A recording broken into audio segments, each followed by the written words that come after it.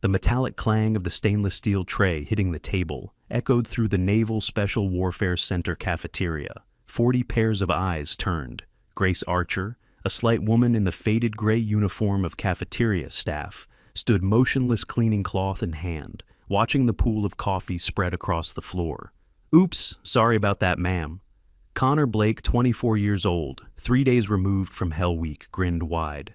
"My hand just slipped." Ethan Carter beside him burst into laughter.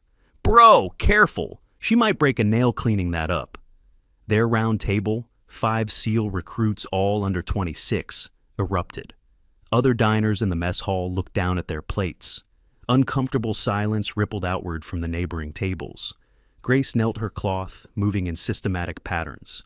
Outside to inside, not a drop missed. Her shoulders didn't shake. Her hands didn't tremble. "You know what I heard?" Mason Fletcher, a sniper wannabe with 3 months of training, leaned toward his buddies. "They're talking about letting women into SEAL training." Connor spit out a mouthful of water. "What? No way, that's ridiculous." "Dead serious, bro." Mason tapped his fingers on the table. "Equal opportunity in all that noise." Ethan shook his head. "Women can't be SEALs. Physically impossible. Hell Week alone would destroy them." "Facts." Connor glanced down at Grace, still wiping the floor. "I mean, no offense, ma'am, but it's just biology. You ladies are built different, not better or worse. Just different." Grace stood, tray in hand, silent. Her eyes swept across 5 faces, 1 second each, before she turned away. But in the next 20 minutes, everything they thought they knew about the cafeteria lady would shatter completely. She moved through the dining area with deliberate efficiency, collecting plates, wiping surfaces, refilling condiment stations. The kind of invisible labor that kept a military base functioning. Nobody paid attention to the help. That was the point. Grace had been working here for 2 years. 730 days of blending into the background, of being dismissed, overlooked, forgotten. She'd learned every face, every rank, every weakness.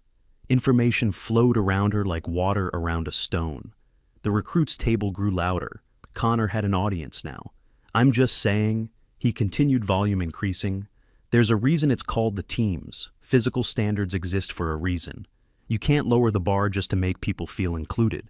Mason nodded enthusiastically. "Exactly. Combat doesn't care about your feelings. Either you can carry a wounded teammate or you can't."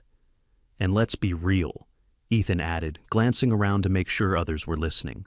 "When things go sideways, you want a warrior next to you, not someone who's there because of some political quota." Grace paused at a nearby table, her hand tightening imperceptibly on the edge of a tray. The muscles in her jaw flexed once, then relaxed. She continued working, but Master Chief Arthur Gray, 52 years old and 30 years in special operations, watched from his corner booth. He noticed things. The way Grace moved through the room with perfect situational awareness, how she never turned her back to the main entrance, the way her eyes tracked movement with the precision of someone trained to assess threats. He had been noticing these things for weeks. Grace entered the equipment storage room behind the kitchen. Supplies lined metal shelving units in perfect rows. Everything organized with military precision. Items arranged by size, frequency of use, expiration date. The kind of system that spoke of ingrained habits. She began restocking paper towels, placing each roll exactly 2 inches apart. "Hey lady, you got any protein bars?" Mason Fletcher stood in the doorway smirking. Behind him, Connor and Ethan blocked the exit. Grace's fingers paused mid-motion. Her internal count didn't falter. 32 rolls. 33. She reached for another without looking at him.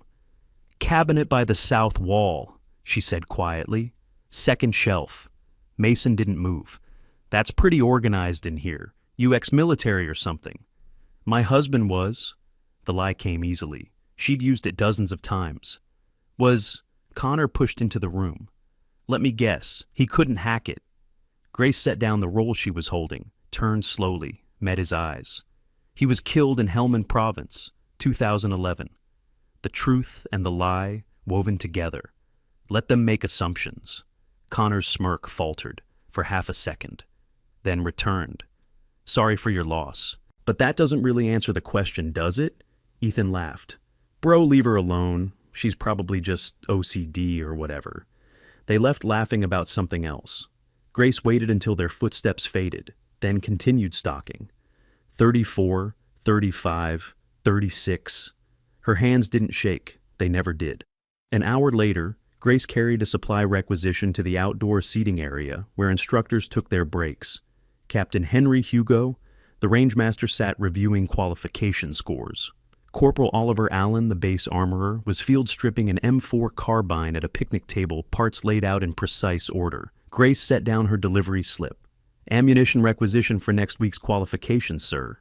Hugo glanced up, nodded. "Thanks. Leave it there." She turned to go. "Wait," Oliver called out. He held up the bolt carrier group. "Ma'am, you ever seen one of these before?" The question wasn't hostile, just curious, maybe bored. Grace looked at the component. Upper receiver, bolt carrier, charging handle, buffer spring assembly, gas tube, forward assist. Her brain cataloged each piece, automatically saw, the pattern, knew the sequence.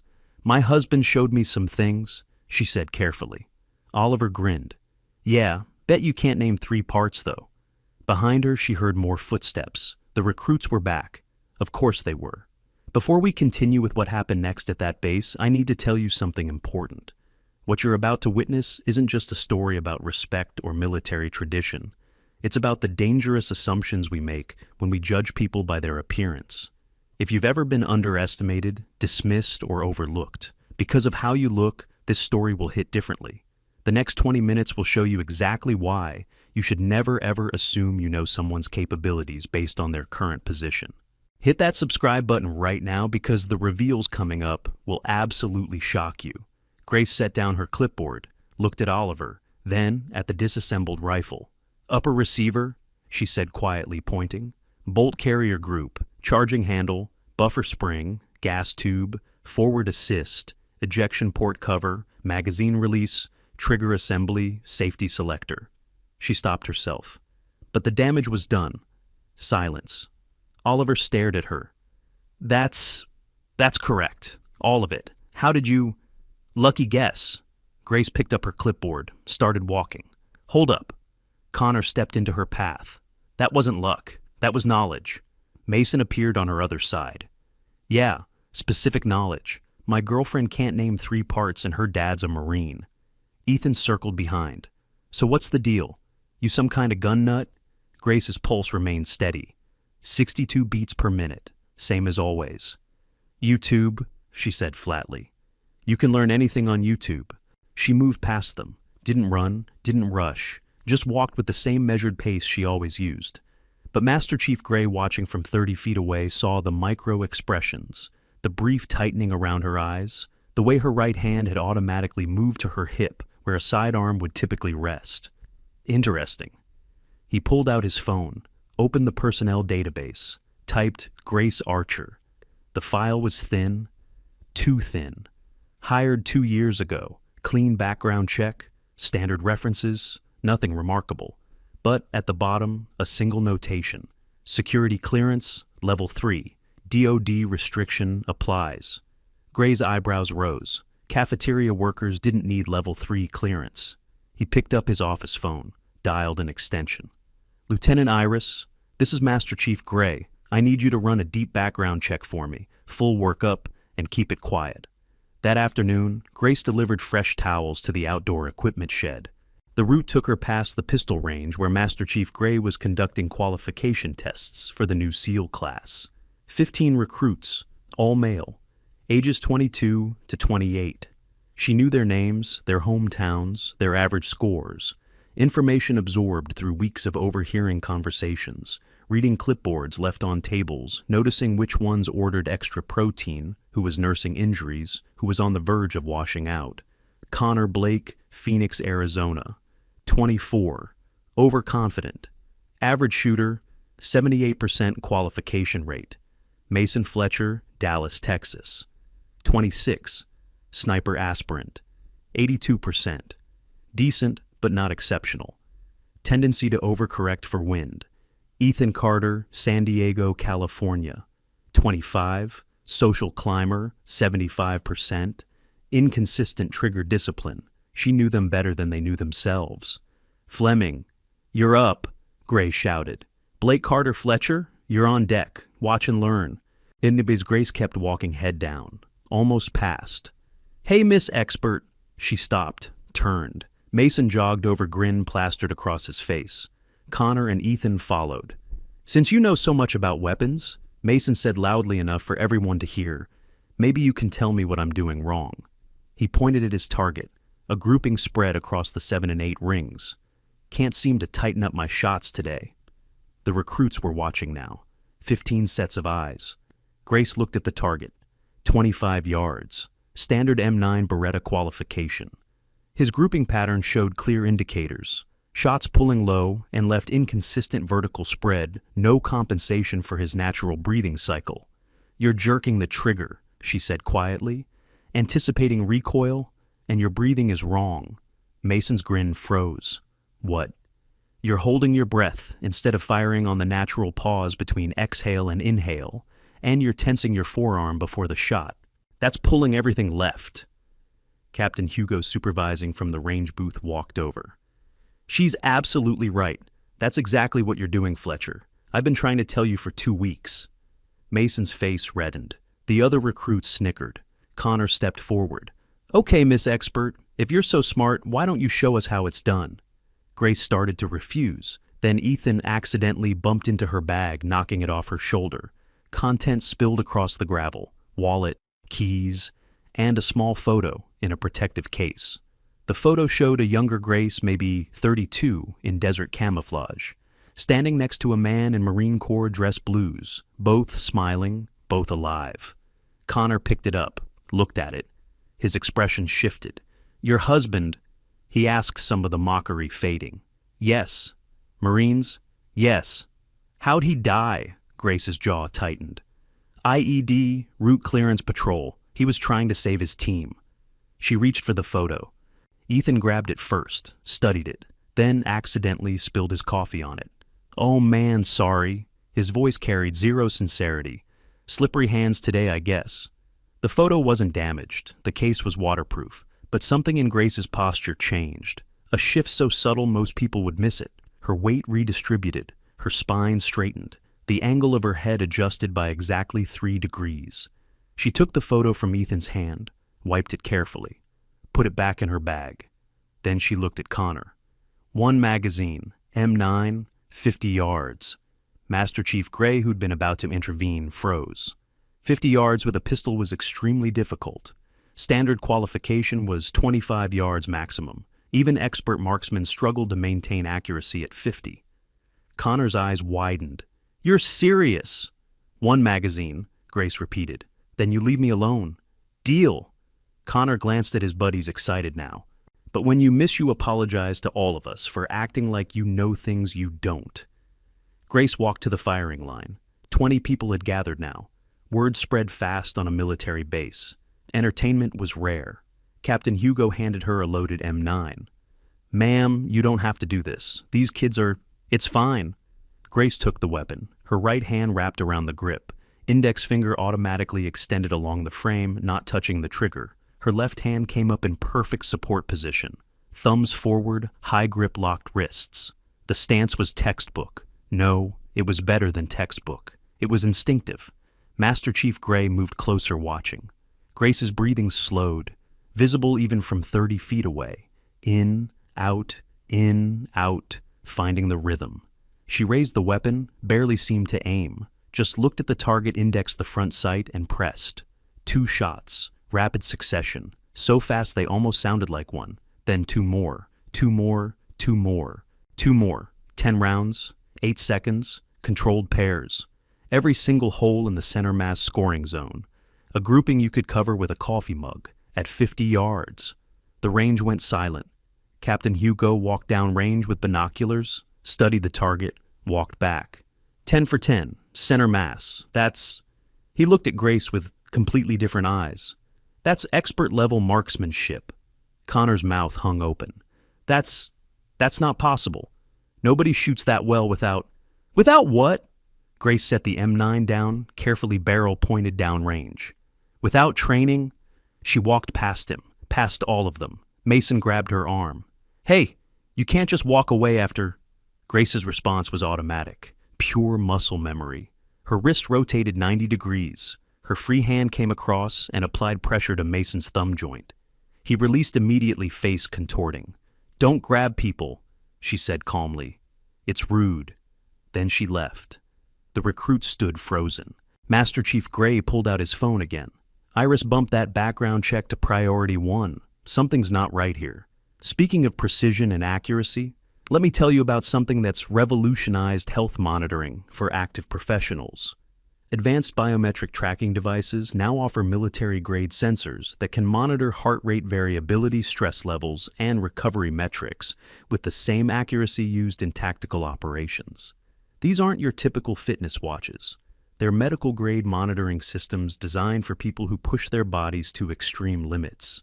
Whether you're an athlete, first responder, or just serious about peak performance, this level of health data can be life-changing. That evening, Grace walked through the base toward the parking lot. Her shift ended at 1800 hours, 43 minutes from now. She had a routine. Follow routines. Routines kept you invisible. "Ma'am, Ms. Archer." She turned.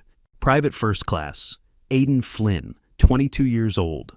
One of the youngest recruits jogged to catch up. He'd been in the background during the range incident, quiet, observant. "I wanted to apologize," he said quickly. "For what happened.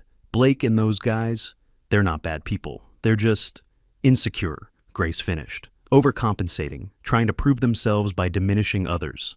Aiden blinked. "Yeah, exactly that. It's fine. I've dealt with worse." "Where'd you learn to shoot like that?" The question wasn't challenging, just genuinely curious. Grace studied him for a moment, young, earnest, not trying to trap her or mock her. "My husband taught me," she said. The lie was wearing thin. "Before he deployed." He must have been an incredible teacher. He was an incredible Marine. Aiden nodded slowly. "I lost my uncle in Fallujah, 2006. He was Force Recon." Something flickered in Grace's eyes. "I'm sorry for your loss." "Thank you, ma'am." Aiden hesitated. "If you ever want to talk about it, I mean, I know what it's like, losing someone over there." Grace's expression softened slightly. "That's kind of you, Private." She walked away before he could ask more questions, but in her car alone she sat for 3 full minutes before starting the engine, staring at nothing, remembering everything. Fallujah, 2006, she'd been there. The next morning began with rumors. Someone had looked her up online, found nothing, no social media presence, no digital footprint beyond basic public records. In an era where everyone existed digitally, Grace Archer was a ghost. The word spread through the SEAL training center like wildfire. Who was the cafeteria lady? Where had she learned to shoot? Why was her personnel file classified? Grace arrived at 0630 as always, unlocked the cafeteria, started the coffee machines, began prep work for breakfast. The rhythm never changed. At 0700, Master Chief Gray entered, alone. He poured himself coffee from the station Grace had just finished setting up. Stood there, adding cream, saying nothing. Finally, "How long were you in?" Grace didn't look up from slicing fruit. "I don't know what you mean, Master Chief." "Yes, you do."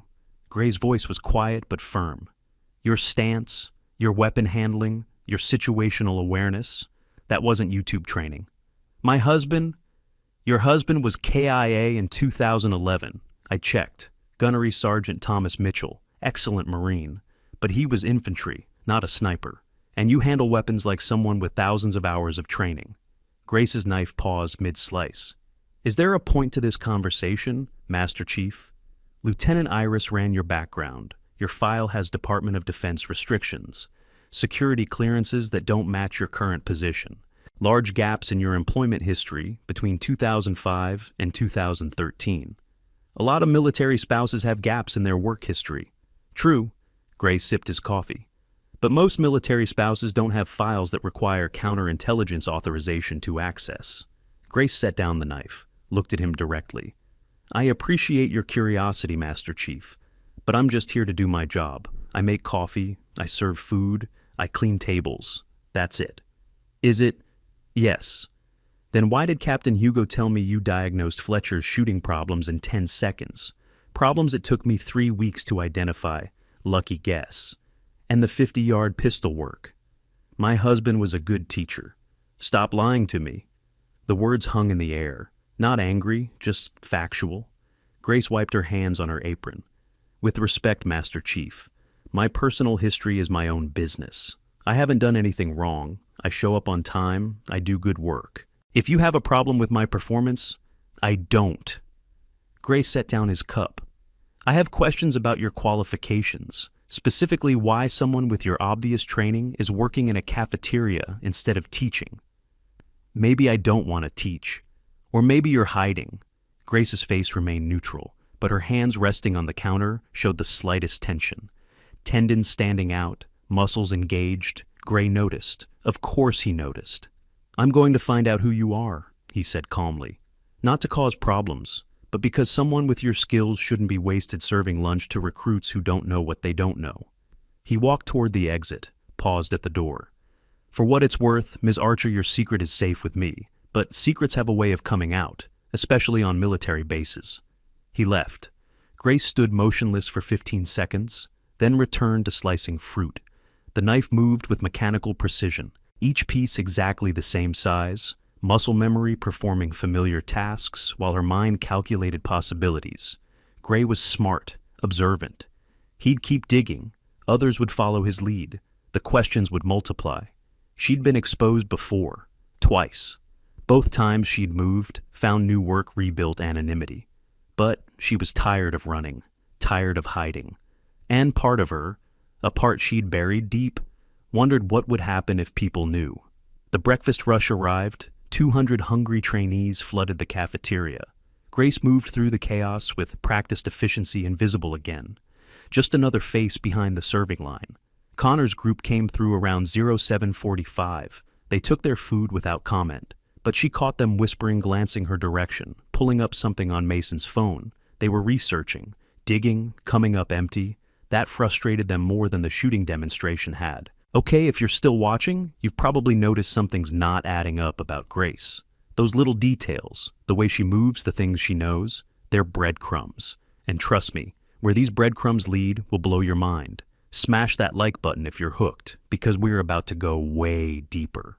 At 0930, Lieutenant Anna Iris walked into the cafeteria. 32 years old, intelligence specialist, sharp eyes that cataloged everything. She approached the counter where Grace was restocking napkin dispensers. Ms. Archer, can we talk? Grace nodded. They stepped into the small office behind the kitchen. Empty. Private. I'll be direct, Anna said. Your background check came back with more red flags than a Chinese parade. Multiple security clearances, redacted service records, DoD classification markers that require presidential-level authorization to access. I was married to a Marine. Sometimes spouses get clearances for... No, Anna cut her off. This isn't spousal access. These clearances are personal, tied directly to you, under a different name. Grace said nothing. Who are you? Anna's voice wasn't hostile, just intensely curious. Really, someone who wants to be left alone. That's not an answer. It's the only one you're getting. Anna studied her for a long moment. Master Chief Gray thinks you're former intelligence. Maybe CIA. I disagree. Your weapon handling, the way you move, the tactical awareness. I think you're former combat arms, probably special operations.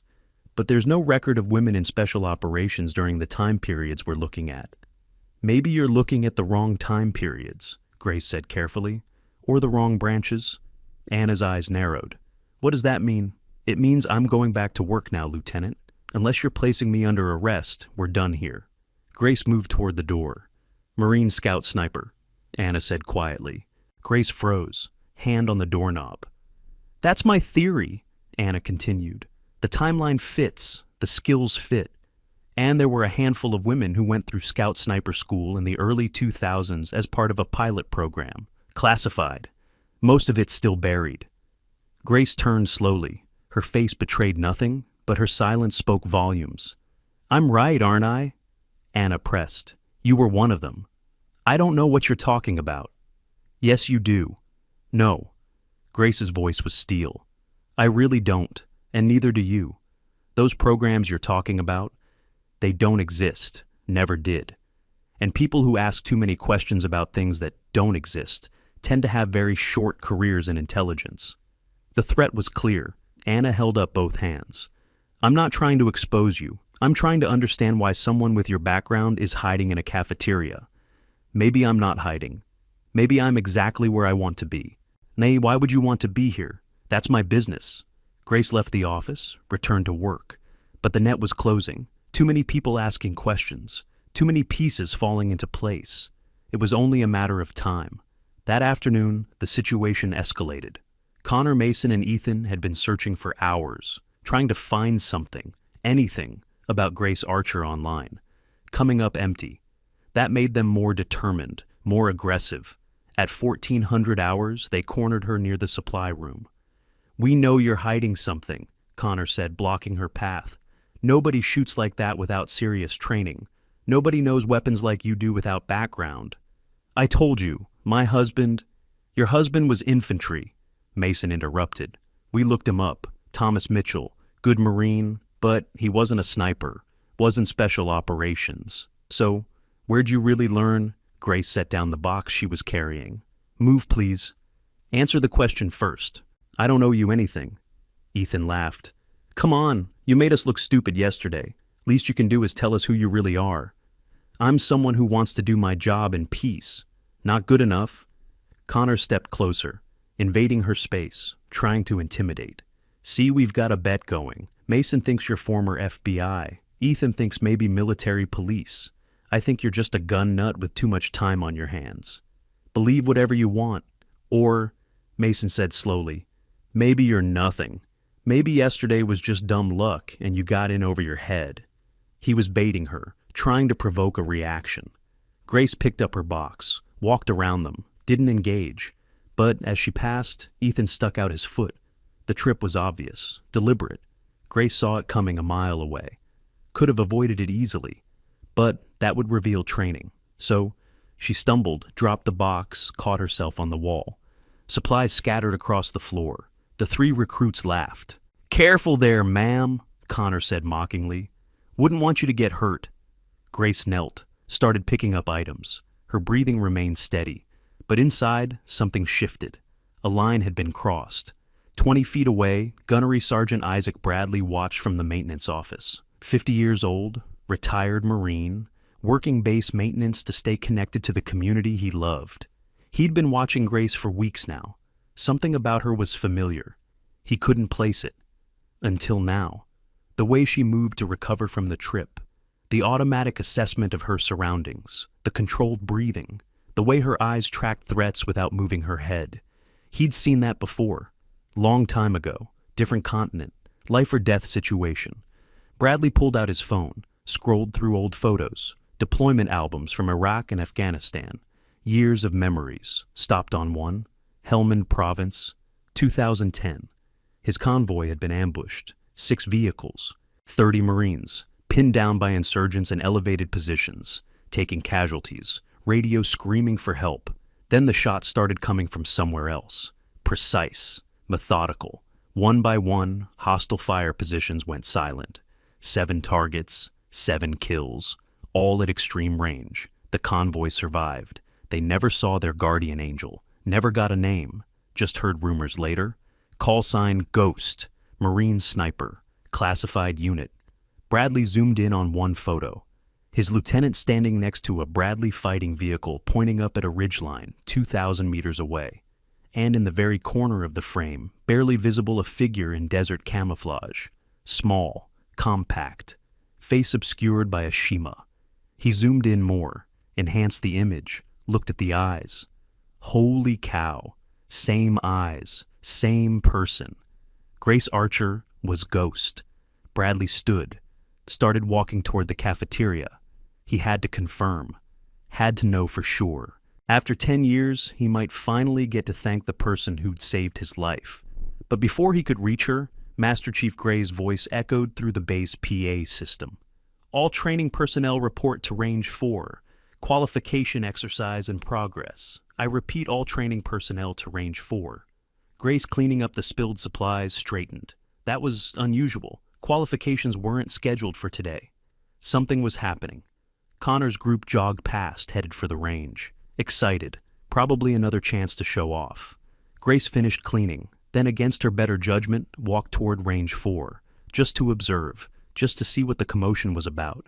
The range was packed, 50 people, all the instructors, all the recruits, even base administrative staff who normally avoided training areas. Master Chief Gray stood at the firing line next to a Barrett M82A1 50 caliber sniper rifle. "Gather round," he called out.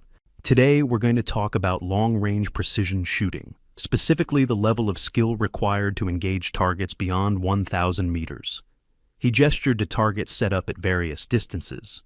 These targets represent threat scenarios in complex environments: wind, elevation, moving observations, the kind of shots that separate recreational shooters from true professionals. Connor raised his hand. "Master Chief, isn't this a bit advanced for basic SEAL training?" "It is," Gray agreed, "but I want you all to understand what excellence looks like, what real expertise requires." He picked up the Barrett. This weapon system in the right hands can engage targets at nearly 2,000 meters, but it takes thousands of hours of training, years of experience, the kind of background you can't fake. His eyes found Grace in the crowd. "I'm told we have someone on this base who might have that kind of experience, someone who's been hiding their qualifications." Heads turned, looking for whoever Gray meant. Grace's stomach tightened. This was a trap. He was calling her out publicly, forcing the issue. "So, here's what I propose," Gray continued. "A demonstration. Anyone who thinks they have the skill to take a 1,000-meter shot with this rifle is welcome to try. No pressure, no judgment. Just an opportunity to show what they can do." Silence. Then Connor stepped forward. "I'll try, Master Chief." "Good man, step up." Connor took the rifle, positioned himself, spent 2 minutes acquiring the target, fired, miss, not even close. Mason tried next, slightly better, still missed. 3 more recruits attempted, none came close. "This is hard," Gray said simply. "This requires skills that most people will never develop, skills that take years to master." He paused. "Ms. Archer, would you like to try?" Every eye turned to Grace. She stood at the back of the crowd, silent, calculating. This was the moment. Say no and walk away. Maintain cover, but live with the weight of unfinished business. Say yes and expose everything. "I don't think that's appropriate, Master Chief," she said carefully. "Why not?" "You demonstrated excellent pistol marksmanship yesterday. I'm curious to see if those skills translate." "I really should get back to work. It'll just take a minute." The crowd was watching, waiting. Some faces showed curiosity, others showed skepticism. Connor's group looked smug, expecting her to fail. Grace looked at the rifle, looked at Gray, saw the challenge in his eyes. He knew, or suspected, and he was forcing her hand. She had 2 choices: retreat and let the mystery continue, or end this charade once and for all. Now, here's something every veteran and active service member should know about. Specialized financial planning services designed specifically for military personnel offer unique benefits that civilian planners simply can't match. These programs understand deployment cycles, VA benefits, TSP optimization, and transition planning in ways that make a massive difference for your long-term financial security. With tax advantages specifically for service members and investment strategies tailored to military life, the right financial guidance can literally add hundreds of thousands to your retirement. Grace walked forward, slowly, each step measured. The crowd parted. She reached the firing line, looked at the Barrett, hadn't touched one in over a decade, but muscle memory was permanent. "Target is 1,000 meters, Grace said quietly. "Wind from the northwest at 8 to 12 miles per hour. Temperature 74 degrees, humidity 42%, barometric pressure steady." Grace picked up the rifle, felt its weight. 57 pounds with scope and loaded magazine. Her body remembered. She checked the scope. Adjusted parallax. Checked the dope card. Did quick mental calculations for wind drift and bullet drop. Then she settled into position. Body at 45 degrees to the target. Left leg forward, right leg back.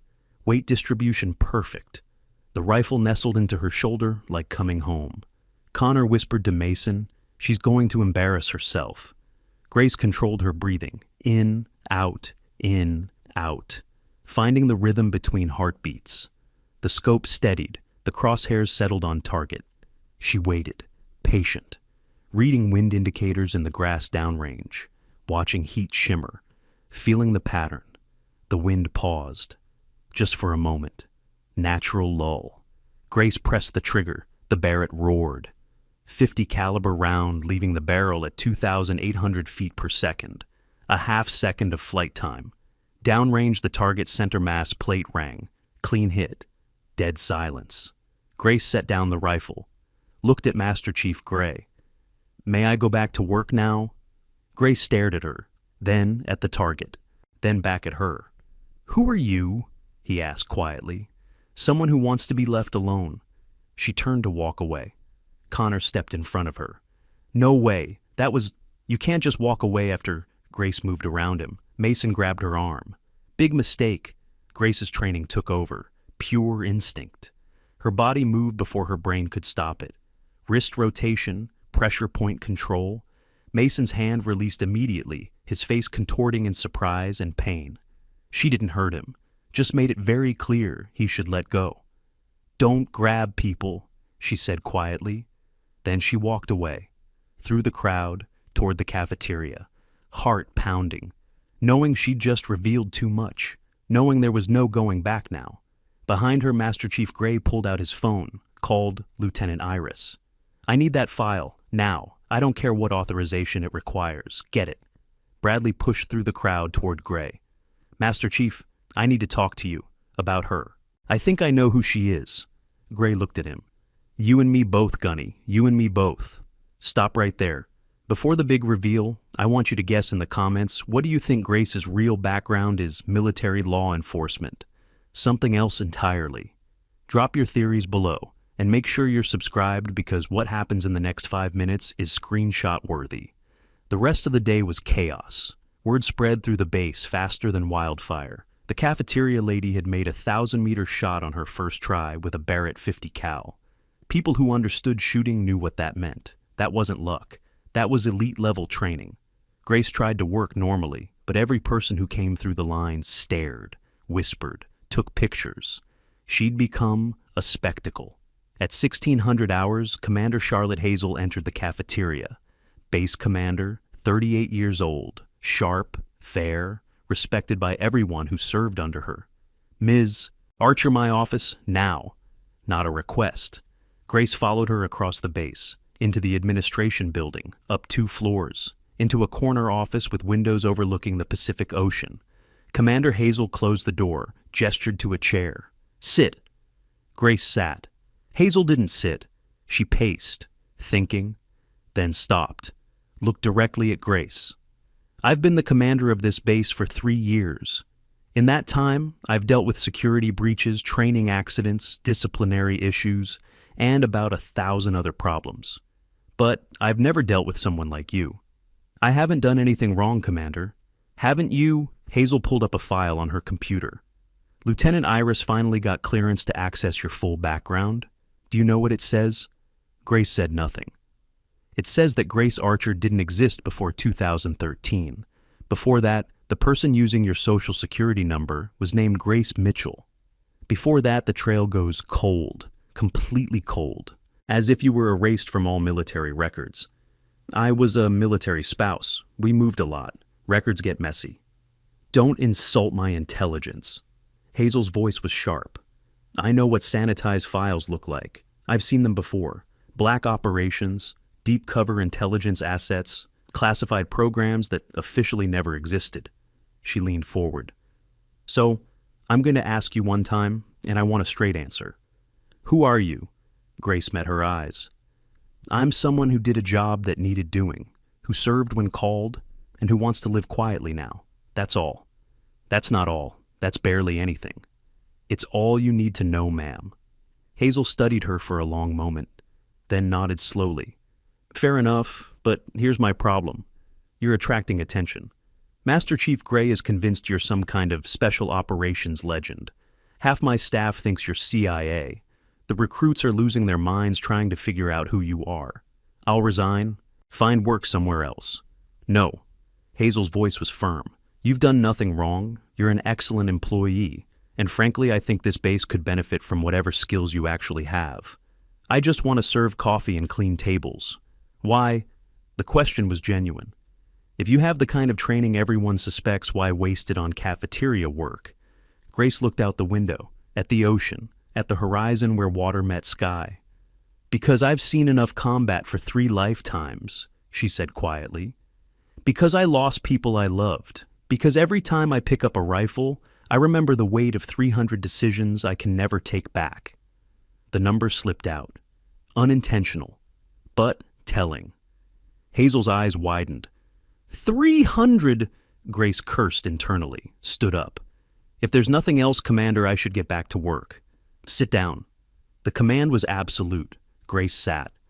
300 what? Hazel asked carefully. Mistakes, regrets, memories. Pick one. Kills. The word hung in the air like smoke. Grace said nothing, which was answer enough. Hazel sat down slowly. Holy cow, you're a sniper, not just any sniper. 300 confirmed kills would make you... She trailed off thinking. That would make you one of the highest scoring snipers in modern military history. I don't know what you're talking about. Yes, you do. No, Commander, I really don't. And if I did, those records would be classified above your pay grade, and mine, and everyone else's on this base. Hazel leaned back in her chair. You're protecting something, some program or unit that's still classified. I'm not protecting anything. I'm trying to live my life, while hiding in a cafeteria, while finding peace in simple work. There's a difference. Hazel was quiet for a long moment. Then, I'm going to respect your privacy, Ms. Archer. I won't push for more information, but I'm also not going to let you waste your talents. Starting tomorrow, you'll split your time. 4 hours in the cafeteria, 4 hours assisting with marksmanship training. Commander, I don't think that's an order. Grace's jaw tightened. With respect, ma'am, I'm a civilian employee. You can't order me to... You're right, I can't. Hazel's expression softened. I'm asking. These recruits need to learn from someone who actually knows what they're doing, not just textbook theory, real experience, the kind that saves lives in combat. I'm not qualified to teach. That 1,000-meter shot says otherwise. That was one shot. One perfect shot, under pressure, with dozens of people watching, after not touching a Barrett in years if I had to guess. Grace looked away. Think about it, Hazel continued. You don't have to decide right now, but consider whether hiding your skills is really honoring the people you lost, or whether sharing those skills might give their sacrifices more meaning. The words hit harder than any order could have. Grace stood. May I go, Commander? Yes, but Grace. Hazel waited until she turned around. Thank you for your service, whatever it was. Grace left without responding. She made it to her car before the shaking started, hands trembling, breath coming faster, the armor she'd built over 12 years cracking. She sat in the driver's seat gripping the steering wheel, fighting for control. 300 decisions she could never take back. 300 faces she would never forget. 300 souls she'd sent to whatever came next. And now, people wanted her to teach others how to do the same thing. Grace closed her eyes, counted breaths, found center. The training that had kept her alive in a dozen combat zones now keeping her functional in a parking lot. After 5 minutes, she started the car, drove home, 40-minute commute to a small apartment in Oceanside. Anonymous, sparse. Everything she owned fit in 3 boxes. Ready to move at a moment's notice if necessary. She made dinner, plain chicken breast and steamed vegetables, ate mechanically tasting nothing, washed dishes, organized her small living space. At 2100 hours, her phone rang. Unknown number. She almost didn't answer, but something made her pick up. Ms. Archer. This is Gunnery Sergeant Isaac Bradley. I work maintenance on base. We haven't been formally introduced, but I was there today, at the range. Okay? I need to ask you something, and I need you to be honest with me. He paused. Were you in Helmand Province in December of 2010? Grace's heart stopped. Why do you ask? Because my convoy was ambushed outside Forward Operating Base Delhi on December 15th.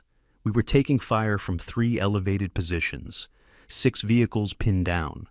We called for air support, but nothing was available. We thought we were dead. Grace remembered. Cold morning, wind from the east at 14 miles per hour. Temperature 38 degrees. She'd been on overwatch 2,000 meters out, saw the ambush develop, engaged without authorization. 7 targets, 7 kills, saved 30 lives. And then someone started shooting, Bradley continued. Someone we couldn't see. One by one, the hostile positions went silent. 7 shots, 7 kills. We never found out who saved us. But the lieutenant told me later he'd heard rumors. Call sign Ghost, Marine Scout Sniper, classified unit. Silence on the line. Was that you? Bradley's voice cracked slightly. Were you Ghost? Grace closed her eyes. Gunny, I don't know what you're talking about. I think you do. I have a photo from that day, zoomed in on the ridge where we thought the shots came from. There's someone in the frame, just barely visible. I've been looking at that person's eyes for 10 years, same eyes I saw today. A lot of people have similar eyes, not with that shooting capability, not with that calm under pressure. He paused. You saved my life. You saved 30 lives. I never got to say thank you. If someone did that, Grace said carefully, they were just doing their job. No thanks necessary. It's more than necessary. It's deserved.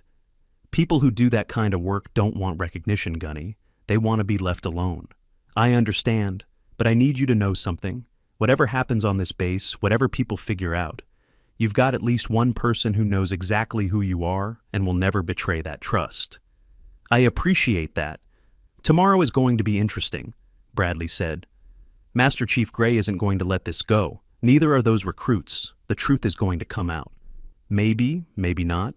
If it does, I've got your back. Thank you, Gunny. She hung up, sat in her dark apartment, knowing he was right. Tomorrow everything would change. The next morning, Grace arrived at 0630. The cafeteria was already buzzing. More people than usual, staff, instructors, recruits, all waiting to see if the mysterious woman would show up. She unlocked the doors, started the coffee, began her routine. At 0700, Connor's group entered, but their attitude was different now. Less cocky, more cautious. They took their food, sat down, but kept glancing at her. Master Chief Gray arrived at 0715, approached the counter, waited until Grace looked up. Lieutenant Iris worked through the night, he said quietly. She found it, your real file, or what's left of it. Grace's hand tightened on the coffee pot she was holding. And she needs presidential authorization to open it. That's not happening, but the metadata alone tells a story. Your file is classified at the same level as Tier 1 operations, the same level as SEAL Team 6 and Delta Force. That doesn't mean anything. It means everything. Gray leaned forward. You're not former CIA. You're not military police. You're something much rarer, something that officially doesn't exist. You're chasing ghosts, Master Chief. Maybe, but this ghost has a 1,000-meter shot and 300 kills. Grace set down the coffee pot. I never said 300. You said 300 yesterday, in Commander Hazel's office. She told me. Another crack in the armor. Grace looked around. 15 people in the cafeteria, all watching, all listening. This was it. The moment where everything fell apart. I need to talk to you, Gray said. Privately, please. Grace followed him to a small conference room off the main dining area. Gray closed the door. They stood facing each other. I'm going to tell you what I think happened, Gray began, and you can confirm or deny. But either way, I need the truth. These recruits deserve better than the ego-driven nonsense they are learning from each other. They deserve to learn from someone who's actually been there. Master Chief, let me finish. He held up a hand. I think you were part of a classified Marine Scout sniper program in the mid-2000s. I think you deployed to Iraq and Afghanistan multiple times. I think you racked up one of the highest confirmed kill counts in modern military history. I think you retired or were forced out when the program was shut down. And I think you've been hiding ever since because you couldn't deal with what you'd done. Every word was accurate, painfully accurate. Grace's face remained neutral, but inside the walls were crumbling. That's quite a theory, she said. It's not a theory, it's the truth. Can you prove it? No. Your records are buried deeper than nuclear launch codes, but I don't need proof. I just need you to stop lying to yourself. And if I am who you think I am, what then? Then you teach. You share what you know. You make sure the next generation doesn't repeat the mistakes of the past. I can't. Why not? Because every time I pick up a rifle, I see their faces. All 300 of them. Every kill I made to save lives. Every decision that haunted me afterward. Every soul I'm responsible for. The words came out raw, unfiltered, years of repression breaking open. Gray's expression softened. I've killed people too. Not as many, but enough to know the weight. Enough to know you don't ever really let it go. Then you understand why I can't teach others to carry that same weight. No, I understand why you must. Gray stepped closer. Those 300 kills, they saved how many lives? Hundreds, thousands. The skills you have, the knowledge you carry, it's not a burden to hide. It's a gift to share. That's easy for you to say. It's true whether it's easy or not. Grace turned away, looked out the small window at the base, at the recruits running PT, at the instructors shouting cadence, at the whole machine of military training grinding forward. They don't know what they're asking for, she said quietly. They think combat is glory. They think killing is heroic. They don't understand the cost. Then teach them the cost. Make sure they understand before they ever have to pull a trigger. Grace was quiet for a long time. Then, if I agree to this, if I come out of hiding, I need guarantees. My identity stays classified. My unit stays classified. No media, no publicity, just training. Done. Ann Connor's group apologizes, publicly, for how they've treated me. Consider it done. And I want final say on curriculum. If I'm teaching my way. No military politics, no shortcuts, real training or nothing. Absolutely. Grace turned back to face him. You're sure about this? I've never been more sure of anything. She took a deep breath, let it out slowly, made the decision she'd been avoiding for 12 years. Okay, but we do this my way. And the first lesson is respect. These recruits need to learn that expertise doesn't always look like they expect. Agreed. When do you want to start? Today, noon, range 4, full class. Tell them they're about to learn from the best. Grace smiled. Thank you. Don't thank me yet, Master Chief. You have no idea what you've just unleashed. They left the conference room together, walked back into the cafeteria. Conversations stopped. Everyone watched. Gray's voice carried across the space. Listen up. Noon today, range 4. Mandatory attendance for all training personnel. We're having a very special guest instructor. He looked at Grace. She nodded slightly. Connor raised his hand. Who's the instructor, Master Chief? You'll find out at noon, but I promise you, this is a lesson you'll never forget. The morning crawled by. Grace finished her cafeteria shift, then went to the equipment room to change into more appropriate clothing for range work. She still had her old range gear in a locker, hadn't touched it in years, carefully folded combat pants, moisture-wicking shirt, tactical boots, all in neutral colors. She dressed slowly, each piece of clothing a layer of armor going back on, protection against a world that demanded more than she wanted to give. At 11:45, she walked to range 4. 50 people were already gathering. Word had spread. This wasn't just mandatory, it was historic. Connor's group stood together, whispering, speculating, trying to guess who the mystery instructor was. Grace walked past them to the firing line, where Master Chief Gray waited. Beside him, Lieutenant Anna Iris, Captain Hugo, Commander Hazel, Bradley, all the key personnel, and laid out on a table a Barrett M82A1, an M40 sniper rifle, an M4 carbine, and an M9 pistol, every major weapon system used by military snipers. At exactly noon, Master Chief Gray called the crowd to attention. Today you're going to learn from someone with combat experience most of you will never approach. Someone who's been in situations you hope you never face. Someone who's made the kind of decisions that separate warriors from weekend shooters. He gestured to Grace. Your instructor is Ms. Grace Archer, and for the next 4 hours you will show her the respect she's earned through service most of you can't imagine. Connor's group exchanged confused looks. This was the cafeteria lady. What could she possibly teach them? Grace stepped forward, looked at the assembled group, saw the skepticism, the doubt, the arrogance. Good. That would make the lesson more effective. My name is Grace, she began. Her voice was calm, but carried authority. Some of you know me as the cafeteria lady. You've mocked me, dismissed me, treated me as invisible. That's fine. You're about to learn why that was a mistake. She picked up the Barrett. This weapon system has an effective range of 1,800 meters. In the right hands, it can engage targets at over 2,000 meters. I've personally made shots at 2,200 meters, under combat conditions, at night, with hostile fire incoming. Dead silence. This rifle, she picked up the M40, is the standard Marine Corps sniper weapon, effective range 1,000 meters. I've carried this rifle through 4 combat deployments, used it to engage 300 targets, 300 confirmed kills. Everyone necessary, everyone remembered. Connor's face went white. And this, Grace held up the M9, is what you'll qualify with next week. Most of you will barely pass, some will fail. Yesterday I put 10 round center mass at 50 meters. That's not showing off. That's the minimum standard for someone who's actually had to use this weapon to save lives. She set down the pistol, looked directly at Connor's group. You 5 have spent 2 days trying to figure out who I am, mocking me, testing me, trying to prove I'm nothing special. So, let me save you the trouble. Grace pulled off her jacket. Underneath, she wore a tank top, and on her left shoulder, visible to everyone, was a tattoo, black and gray ink. Professional work, detailed and unmistakable, Scout Sniper SOL 317, arched across the top. 300 in large numbers at the center. The Scout Sniper logo, crosshairs with skull.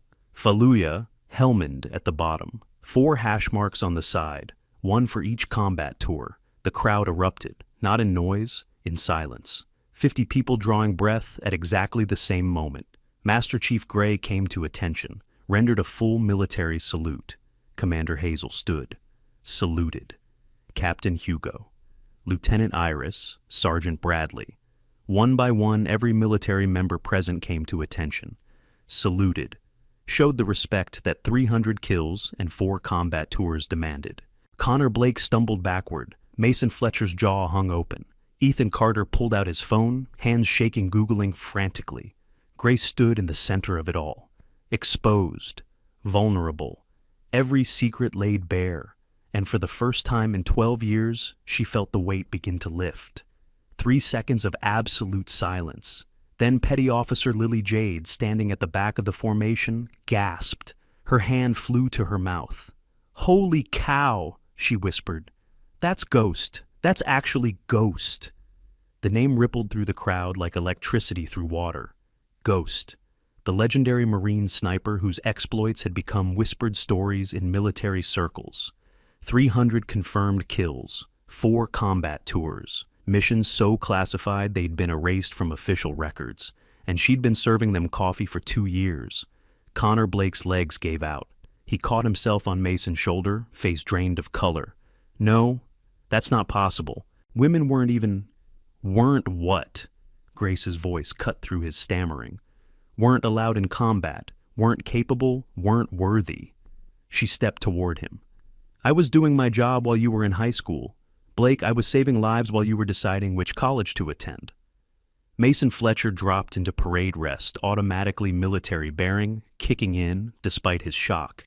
His hands shook slightly. These were the hands that had grabbed her arm yesterday. The hands that had touched someone with a combat record he couldn't even comprehend. Ethan Carter's phone screen was visible to those nearby. Search results for Marine Scout Sniper, 300 kills Ghost.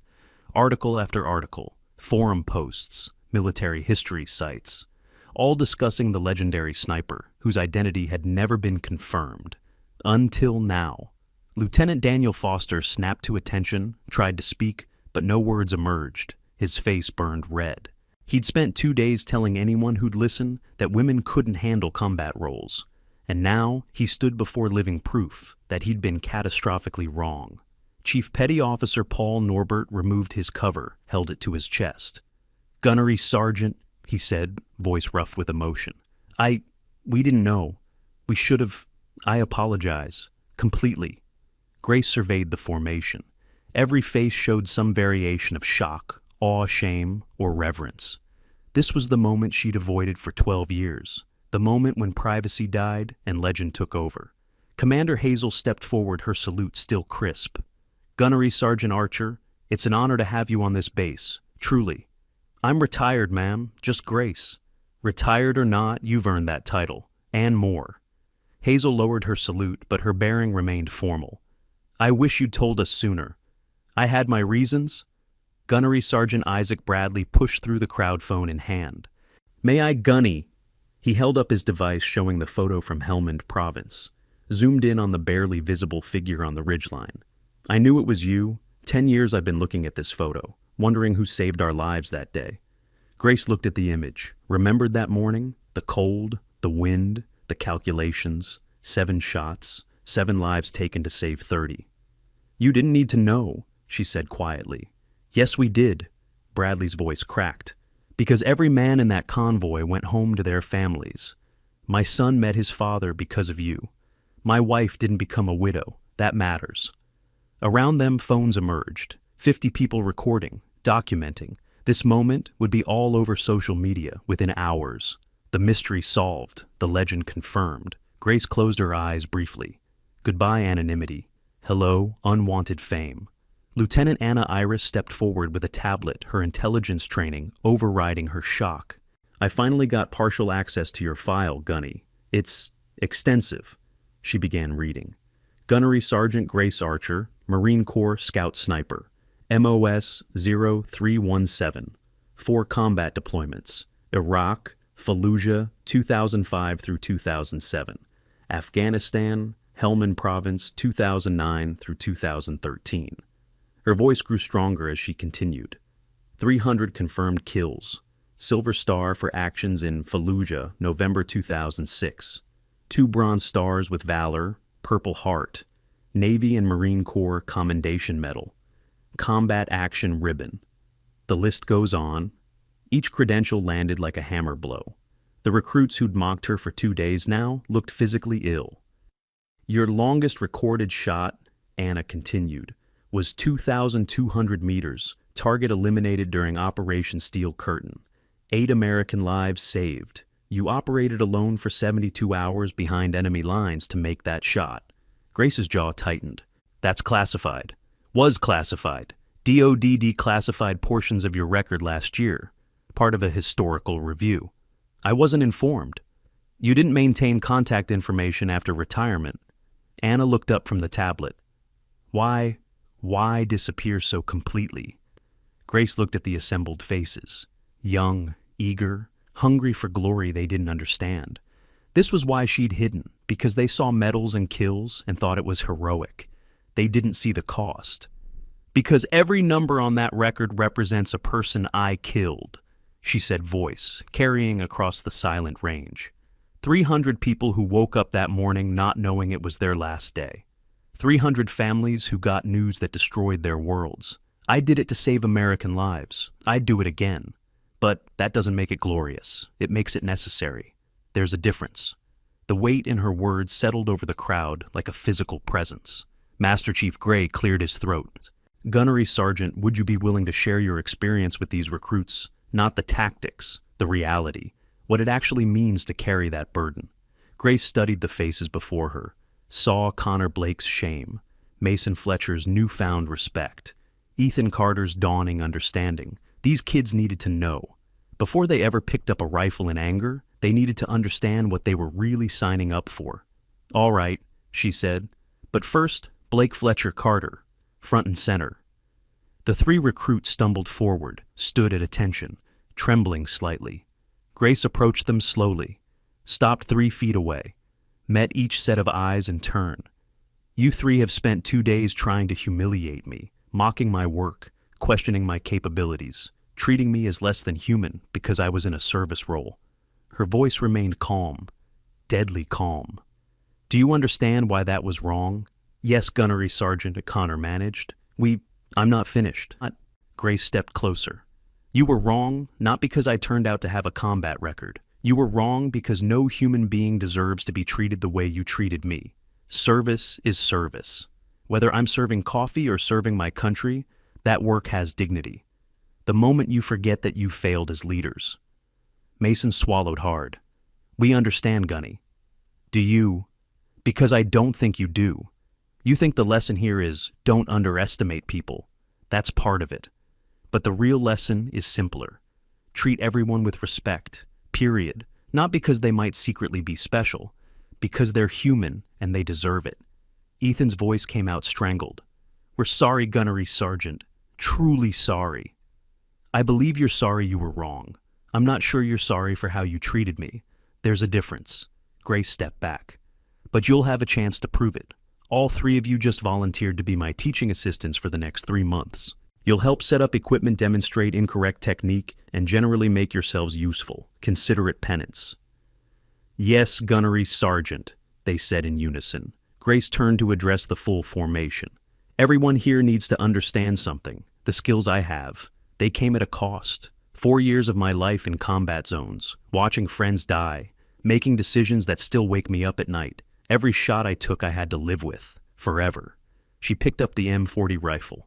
This weapon doesn't make you powerful, it makes you responsible. When you look through this scope and put crosshairs on another human being, you're not a hero. You're a tool, a necessary tool in protecting your teammates and your country. But never forget what it means. The crowd was absolutely silent, hanging on every word.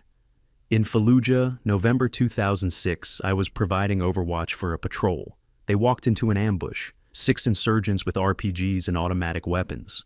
My team was pinned down. I had clear shots on all 6 targets. Grace's voice remained steady, but her eyes showed the weight. I took those shots, 6 kills in 90 seconds, saved 12 American lives, got the Silver Star for it. But you know what I remember most, not the medal, not the thanks. I remember one of those insurgents was holding a picture of his family, fell out of his pocket after I shot him. Wife, 3 kids. He was probably fighting for what he thought was right, and I ended him. Connor's face showed raw emotion. This wasn't the glory story he'd expected. That's the reality, Grace continued. You don't get to be a sniper and pretend you're just removing targets. You're ending lives, human lives. It's necessary. It saves more lives than it takes. But own what it is. If you can't handle that truth, don't pick up this rifle. If that reveal just gave you chills, wait until you see the next video I've got queued up. It's about another woman who was completely underestimated in a military setting, and the way she proved herself is even more intense than this. Link in the description. Don't miss it. Commander Hazel stepped forward again. Gunnery Sergeant, I'd like to formally offer you a position as Director of our Precision Marksmanship Program. Civilian GS-13 equivalent. Full benefits. You train the next generation of military marksmen, not just SEALs, all branches. Grace was quiet for a long moment. I'll need conditions. Name them. First, no publicity, no media, no ceremony. I teach, then I go home. I'm not a recruitment poster. Agreed. Second, I teach the whole picture, not just shooting, the psychology, the ethics, the aftermath. These kids need to know what they're getting into. Absolutely.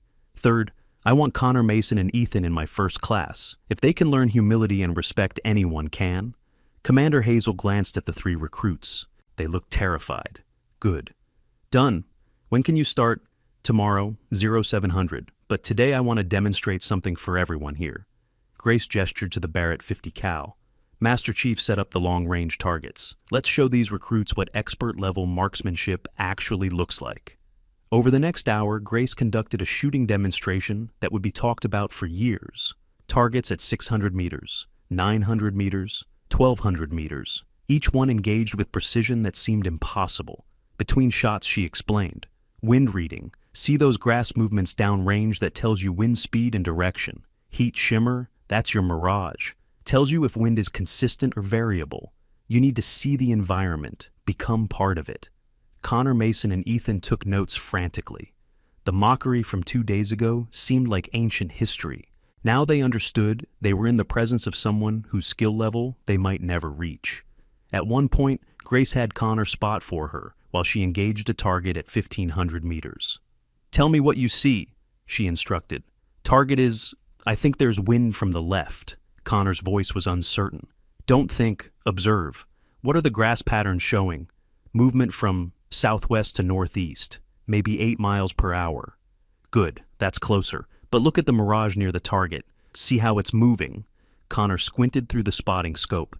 It's wavy, moving, right? Exactly. That means wind at target distance is different from wind here. You need to account for both. This isn't just math. It's reading the battlefield. Grace made the shot. Center mass. Connor's jaw dropped. 16 years of practice, Grace said quietly. And I still miss sometimes, Perfection isn't the goal, competence is. Before we wrap up, I want to mention something relevant to this story's theme of specialized skills. Advanced professional certification programs in tactical disciplines, leadership development, and specialized technical fields are now more accessible than ever through online platforms. These aren't basic courses. They're expert-level training programs developed by former special operations personnel, offering credentials that can transform your career. Whether you're transitioning from military service or leveling up in civilian life, elite-level education is now available at your fingertips. By 1,600 hours, Grace had covered more material than most instructors covered in a week. The recruits were exhausted, overwhelmed, but educated in ways they hadn't expected. As the formation dispersed, Lieutenant Daniel Foster approached Grace hesitantly. "Gunnery Sergeant, I need to apologize. Properly. What I said about women in combat roles, I was wrong, completely wrong, and I'm sorry." Grace studied him. "Why were you wrong, Lieutenant? Because you proved women can excel in combat." "No, try again." Foster thought carefully. "Because I made assumptions based on gender instead of capability." Closer, but still not there. I don't understand." "You were wrong because you judged an entire group based on your limited experience and preconceptions. Gender, race, background. None of it matters if someone has the skills and dedication. The moment you start categorizing people instead of evaluating them individually, you failed as a leader." Foster nodded slowly. "I understand. Thank you for the lesson. Show me you understand by changing how you lead. Words are easy. Action is what counts." Over the next 3 months, Grace's program transformed the base culture. She taught 4 classes per week, each one packed with recruits from different branches. Word spread throughout the military community. People requested transfers to Coronado just to learn from Ghost. Connor Blake, Mason Fletcher, and Ethan Carter became her most dedicated students. The 3 who'd mocked her most viciously now worked harder than anyone to prove they'd learned their lesson. They set up equipment before she arrived, stayed late to clean weapons, asked thoughtful questions about ethics and responsibility. One evening after a particularly grueling training session, Connor approached Grace alone. "Gunny, can I ask you something personal?" "You can ask. I might not answer." "How do you live with it?" 300 kills. How do you wake up every morning and function?" Grace set down the rifle she'd been cleaning. "Honestly, some days I don't. Some days the weight is too much. But then I remember the alternative. Every person I killed was actively trying to kill Americans. If I hadn't pulled those triggers, how many of our people would have died? But how do you know for sure? How do you know you made the right calls? I don't. Not always. That's the burden. You make the best decision you can with the information you have. Sometimes you're right, sometimes you're wrong, but you don't get to freeze. Indecision kills more people than wrong decisions." Connor was quiet for a moment. "I don't think I could do what you did." "Maybe not. But if you ever have to, you'll find strength you didn't know you had. And hopefully the training I'm giving you will make those decisions a little clearer." By the end of 3 months, Grace's students showed remarkable improvement. More importantly, they showed maturity. They understood that marksmanship wasn't about ego or glory. It was about responsibility and service. Chief Petty Officer Norbert, who dismissed Grace as a civilian on her first day, became one of her strongest advocates. He implemented a base-wide policy: any service member who showed disrespect to support staff faced immediate disciplinary action. "If we can't respect the people who keep this base running," he announced at a formation, "we don't deserve to wear the uniform." Petty Officer Lily Jade, inspired by Grace's example, submitted a formal request to attend Scout Sniper School. She was the first woman at the base to do so. When people questioned whether she could handle it, Grace's simple response was, "Give her the same standards as everyone else. She'll meet them or she won't. But she deserves the chance." The base cafeteria was renamed Archer Hall. A bronze plaque was installed near the entrance, dedicated to Gunnery Sergeant Grace Archer, USMC Ret, Scout Sniper, Silver Star recipient. A reminder that service comes in many forms, and excellence is often found where we least expect it. Grace objected to the recognition, but Commander Hazel overruled her. "You don't get to control how people honor your service. That's their choice, not yours." 6 months after the revelation, Grace stood before a class of 30 students, a mix of Marine SEALs and Army Rangers, all branches learning together. She'd just finished demonstrating wind reading techniques when her phone buzzed. Unknown number. She ignored it, continued teaching. It buzzed again and again. "Take a 15-minute break," she told the class. "Practice the breathing exercises we covered." Grace stepped away from the range, checked her phone. 3 missed calls, same unknown number. Then a text message. "This is JSOS. Call immediately. Priority 1. Joint Special Operations Command." Grace's stomach tightened. She hadn't heard from them since retiring. This couldn't be good. She dialed the number. "Gunnery Sergeant Archer."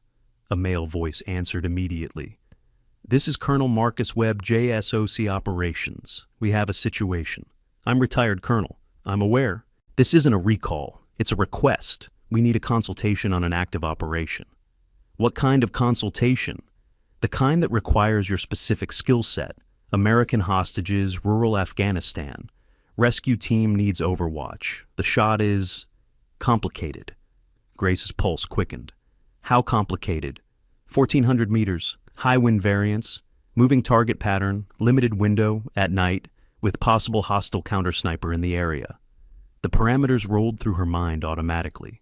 Windage calculations, scope adjustments, timing. It was possible, barely. But it would take someone with extensive experience in those exact conditions. "You have plenty of snipers, Colonel. Why me?" "Because this particular target is in a valley we know well, Helmand Province, same area you operated in, and because our intelligence suggests the counter-sniper is someone you engaged before, successfully." Grace's blood ran cold. "Who?" "We're not certain, but radio chatter suggests call sign Jackal. Does that mean anything to you?" It did. August 2012. She'd been hunting a Taliban sniper who'd killed 6 American soldiers. They'd played cat and mouse for 4 days. Finally, she'd gotten a shot, took it, but never confirmed the kill. The target had fallen, but his body was extracted before they could verify. If Jackal had survived. "When?" Grace asked. "Wheels up in 6 hours. You don't have to go in. We just need you to brief the team. Share your knowledge of the area and the target.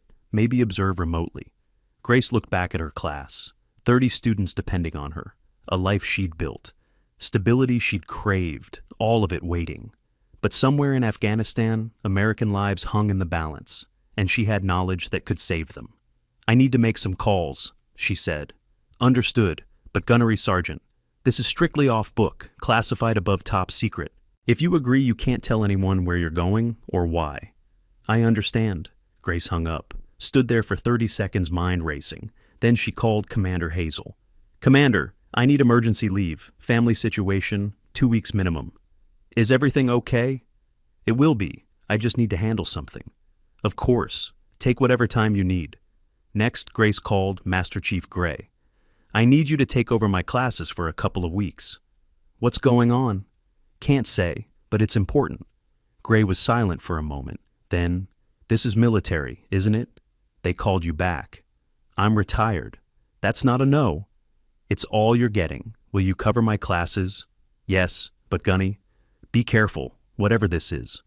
Grace returned to her students. "Change of plans. Master Chief Gray will be taking over instruction for the next 2 weeks. Keep working on your fundamentals. I'll be back before you know it." Connor raised his hand. "Is everything all right, Gunny?" "It will be." That evening, Grace packed a small bag. Tactical gear she hadn't worn in years, range estimation tools, ballistic charts for various ammunition types, the mental preparation for what she might be walking into. At 2200 hours, a black SUV picked her up from her apartment. No markings, no explanation. Just a driver who knew not to ask questions. They drove to Naval Air Station North Island. A C-17 transport waited on the tarmac. Grace boarded alone. The aircraft was mostly empty. Just her, the crew, and a sealed briefing packet. She opened the packet. Inside, satellite imagery of the target area. Personnel files on the hostages. 3 American aid workers. Intelligence reports on hostile forces. And a photo. The photo showed a distant figure on a ridgeline. Thermal imaging, barely recognizable, but the posture was familiar. Jackal, still alive, still operating. This was personal now. The flight took 14 hours. Grace slept in small bursts, never fully resting. Old habits, always ready, always aware. They landed at Bagram Airfield at 0300 local time. A Marine lieutenant met her on the tarmac. Gunnery Sergeant Archer Lieutenant Sarah Williams, I'll be your liaison. Where's the team? Briefing room, this way. Grace followed her through the base to a secure facility. Inside, 12 Special Operations personnel, a mix of SEALs, Marine Raiders, and Army Delta, all experienced, all watching her with curiosity and respect. A full colonel stood at the front. Gunnery Sergeant Archer, thank you for coming. I'm Colonel Harris, Mission Commander. Your reputation precedes you. I'm here to consult, Colonel, not participate. Understood, but I hope you'll reconsider. Our primary sniper is excellent, but he's never operated in this terrain. You have. And if Jackal is really out there, you're the only one who's bested him before. Grace studied the mission brief. Hostages held in a compound. 1,400-meter shot from the only viable overwatch position. Small window during guard rotation. High winds, darkness, and possibly a hostile sniper who knew American tactics. This was suicide. Almost. Your sniper can't make this shot, she said flatly. He's willing to try. Willing doesn't matter. Can he read wind at that distance at night with thermals? Has he ever engaged a target while being counter-sniped? He's highly trained. So was every American sniper Jackal killed? This isn't about training, it's about experience. The room was silent. The operators knew she was right. Grace looked at the mission timeline. Hostages would be executed in 72 hours if no ransom was paid. The U.S. didn't pay ransoms. This was their only shot. She thought about her students, about the life she'd built, about the promise she'd made to herself that she was done with killing. Then she thought about 3 aid workers who'd traveled to Afghanistan to help people, who were about to die unless someone saved them. I'll need 8 hours to prep, she said quietly. Full ballistic data for the area, wind patterns for the last month, intelligence on Jackal's known positions, and a Barrett M82 with the exact specifications I used in 2012. Colonel Harris smiled. So you're in? Grace met his eyes. I'm in, but after this I'm done. Forever. Clear? Crystal. Good. Now let's talk about how to kill a ghost. The next 3 days were intense preparation.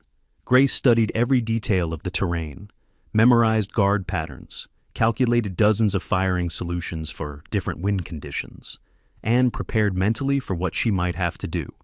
On the night of the operation, she hiked to the overwatch position, 2,000 meters from the compound, alone. Radio silence until the shot. She settled into position at 0200, checked her rifle, adjusted for elevation, temperature, humidity, set up her rangefinder, thermal scope, backup iron sights just in case. Then she waited, scanning, watching, ready. At 3:15 movement on a distant ridgeline, 1,300 meters at her 8 o'clock, brief thermal signature, someone changing position. Jackal. Had to be. He was hunting her while she hunted his guards. The ultimate game. Grace adjusted her position slightly, made herself a harder target, kept scanning between the compound and Jackal's position. At 0345, the guard rotation began. Her window was 90 seconds. 1 shot, 1 chance. Grace controlled her breathing, found the rhythm, waited for the wind to settle, crosshairs on target, finger on trigger. Just before she pressed muzzle flash from Jackal's position. Incoming round. Grace moved, pure instinct. The round missed by inches, impacted the rock next to her head. Fragments cut her cheek.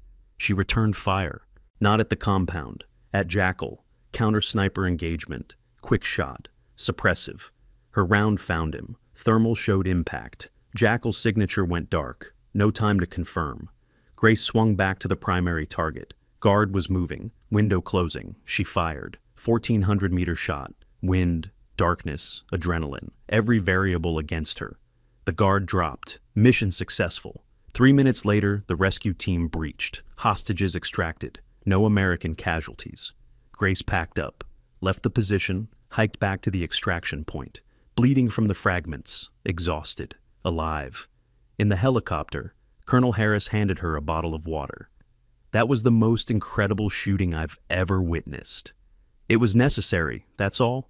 We're recommending you for another Silver Star. I don't want it. You earned it. I earned peace. That's what I want now." Grace returned to Coronado 3 days later, walked back into her class like nothing had happened. Master Chief Gray gave her a knowing look, but said nothing. Connor noticed the cut on her cheek. "Gunny? What happened?" "Hiking accident. Careless of me." He didn't believe her. None of them did. But they didn't push. That evening, Grace sat alone on the beach near her apartment, watching the sunset, thinking about 3 hostages who were now safe with their families, thinking about Jackal who'd finally been stopped, thinking about one last mission she'd never planned to take. Her phone buzzed. Text from an unknown number. "Thank you, the Morrison family." One of the hostages. Someone had leaked her name. Grace deleted the message, but she smiled slightly. Maybe one more mission hadn't been so bad after all. A month later, Grace stood before her graduating class, 30 students who'd completed her intensive program, including Connor Mason and Ethan, transformed from arrogant recruits into humble, skilled marksmen. "You've learned a lot in 12 weeks, Grace told them. Technical skills, tactical knowledge. But the most important lesson isn't about shooting, it's about character." She looked at Connor specifically. "When you first met me, you judged me by my job, my appearance, my gender. You made assumptions that were wrong, but you learned, you grew, you became better. That's what matters." "Yes, Gunnery Sergeant," Connor said. His voice carried genuine respect now. "Thank you for giving us that chance. We all deserve chances to learn and grow. Never forget that." The ceremony ended with the traditional passing of the rifle. Each graduate received a weapon from Grace's hands, a symbol of trust, of responsibility, of the burden they were choosing to carry. As the last student received his rifle, Commander Hazel approached the podium. "Before we conclude, I have an announcement. The Department of Defense has authorized a special commendation for Gunnery Sergeant Archer's contributions to military training. Over the past 6 months, her students have achieved the highest qualification scores in the history of this base. Her methods are being adopted across all branches." Applause erupted. Grace tried to wave it off, but Hazel continued. "Additionally, Rear Admiral Benjamin Archer wishes to address the formation." Grace's head snapped up. Uncle Ben? She hadn't seen him in 3 years, hadn't told him about any of this. A distinguished man in navy dress whites walked onto the stage. Silver hair, stern face, 3 stars on his collar. He'd been promoted since she'd last checked. "Gunnery Sergeant Archer," he said formally. "Or should I say niece?" the crowd murmured. This was news. "For 3 years I've watched you hide your talents, work beneath your capabilities, refuse recognition you deserved. I respected your choice. But I'm glad you finally came back to what you do best." He turned to the audience. "This woman saved my life in Fallujah. I was a captain then, pinned down by hostile fire. She was providing overwatch, took out 6 targets in under 2 minutes. I owe her everything." Grace's face remained neutral, but her eyes showed surprise. She hadn't known he was there that day. "The military is better with people like Grace Archer in it, not because of what she can do with a rifle, but because of what she teaches about service, humility, and dedication. These are lessons we all need." He saluted her. The entire formation followed. Grace returned the salute, then quietly left the stage. Too much attention. Too much recognition. The very thing she'd tried to avoid. But as she walked away, she heard the applause continue. Heard the chanting, "Ghost, ghost, ghost." Maybe she thought recognition wasn't always bad. Maybe sometimes people needed heroes who looked different than they expected. Maybe her story could inspire others. That evening, Grace returned to her small apartment. Her phone showed dozens of messages, interview requests, documentary proposals, speaking opportunities. She ignored them all, opened her laptop, started writing. If people were going to tell her story, she'd tell it right. The whole story. Glory and cost. Victory and trauma. The parts nobody wanted to hear, but everyone needed to understand. She titled the document, "The Weight of 300, and she began to write. 3 months later, her manuscript was complete. 200 pages, raw, honest, brutal. She'd shared it with exactly 5 people: Commander Hazel, Master Chief, Gray Chaplain, Fraser, Connor Blake, and her uncle. All 5 told her the same thing: publish it. "The military needs this," Connor said. "Every recruit who thinks combat is glory needs to read this." Grace hesitated. Publishing meant permanent exposure, meant she'd never have privacy again. But it also meant her lessons would reach beyond her classroom, would touch thousands of young people before they made irrevocable choices. She signed with a small military publisher, insisted on no publicity tours. Just the book, just the words. The Weight of 300, released 6 months later. Within weeks it was required reading at every U.S. military training facility. The raw honesty, the unflinching look at combat's psychological cost, the emphasis on ethics and responsibility. Reviews called it the most important military memoir of the decade. Grace didn't read the reviews, didn't track sales, just kept teaching, kept training, kept serving in her own way. One afternoon, a year after her identity had been revealed, Grace sat in the base cafeteria during a break, alone, drinking coffee, grading student assessments. A young woman approached, maybe 22, nervous. "Gunnery Sergeant Archer, may I sit?" "It's a free country." The woman sat. "I'm Private Mia Chen. I just arrived at the base. I read your book 3 times. And I wanted to thank you. I was thinking about leaving the military. Thought I didn't fit. Thought maybe people like me weren't meant for this life. People like you, women, especially women who don't fit the typical warrior mold. But your book, it showed me that service comes in many forms, that the strongest warriors are often the ones who understand the cost." Grace set down her pen, looked at this young woman who reminded her so much of herself at that age. "You belong here," Grace said firmly. "Not because you might be exceptional, but because you're willing to serve. That's enough. Will you train me when I'm eligible for advanced schools? If you work hard and earn it, yes." Mia smiled. "Thank you. That means everything." She left. Grace returned to her grading, but she thought about that conversation, about Lily Jade, who'd just been accepted to Scout Sniper School, about Connor Mason and Ethan now teaching respect and humility to the next generation. Maybe Grace thought this was why she'd been forced to reveal herself, not to be a hero, but to show others that heroism wasn't what they thought. That strength came from character, not just capability, that the best warriors were the ones who understood when not to fight. The sun was setting as Grace walked to her car that evening. The base was quiet, peaceful. She'd found something here she'd lost in 12 years of hiding. Purpose. Her phone buzzed. She almost ignored it, then saw the caller ID JSOC. Her stomach tightened. Not again. She answered. "Gunnery Sergeant Archer? Gunny, this is Colonel Harris. We have another situation." "I told you I was done." "I know, and I wouldn't call unless it was critical. But there's a target we can't reach, parameters similar to the last operation. Your expertise could save American lives." Grace looked at the sunset, thought about her students, her book, the life she'd built, then thought about Americans in danger. "Send me the brief," she said quietly. "I'll review it, no promises." "Thank you, and Gunny. The country is lucky to have you, even if most people don't know it." Grace hung up, stood in the parking lot, facing a choice she'd thought she'd never have to make again. She pulled out the photo she always carried, her fallen teammates from 2013, the faces of people who died doing the job she'd walked away from. "I'm sorry," she whispered to them. "I thought I was done. I thought I'd given enough. But maybe you never gave enough when lives were at stake. Maybe service was something you chose every day, over and over, even when it cost you peace." Grace got in her car, drove home, downloaded the mission brief, read it carefully, did the calculations, assessed the risks. Then she picked up her Barrett from the locked case under her bed, started cleaning it, preparing, just in case. Because maybe Ghost wasn't retired after all. Maybe Ghost was just waiting, ready, watching over those who couldn't protect themselves. And maybe that was okay. The rifle gleamed in the lamplight. Grace worked the bolt action. Smooth, perfect.